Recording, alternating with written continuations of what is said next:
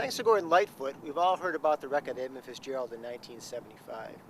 But very few of us know about the Great Lakes storm of 1913, the greatest storm in the history of the Great Lakes. That storm produced waves more than 35 feet high and destroyed 19 ships across the Great Lakes over a 3-day period. Jim and Pat Stayer tell us more about that storm from the Great Lakes Shipwreck Festival. 1913 storm was the biggest storm ever on the Great Lakes in recorded history. Two giant low-pressure areas met and made 90 mile-an-hour winds for over 4 hours. If you think about the size of the waves that weekend, you'd stand at the bottom of a telephone pole and you look up.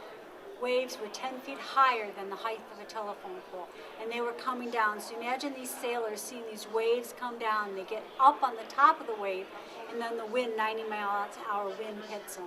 And that's why most of the wrecks from the 1913 storm have turtled and are found upside down. They also got caked with ice. It was freezing temperatures, and as the waves were hitting them, the ice started piling up and got 5-6 inches thick on the rails and the upper structures, and the upper structures got damaged quite a bit by these waves hitting. So they did forecast the storm, but weather forecasting had just started out, and the shipmasters were under pressure to make one more last run for the season and get it in. There was a little lull as the two pressures were meeting, and they got suckered out into it, and that was the worst part of the storm on Lake Huron. There were ships lost on Lake Superior, Lake Michigan, Lake Erie, but the majority on Lake Huron. The Regina's upside down, and she's got several areas that you can get into the ship.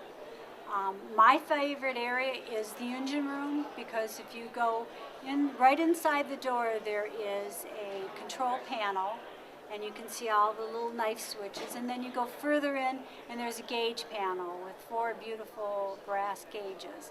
The price, again, is upside down. There's a large hole in it. There were some holes cut by salvagers.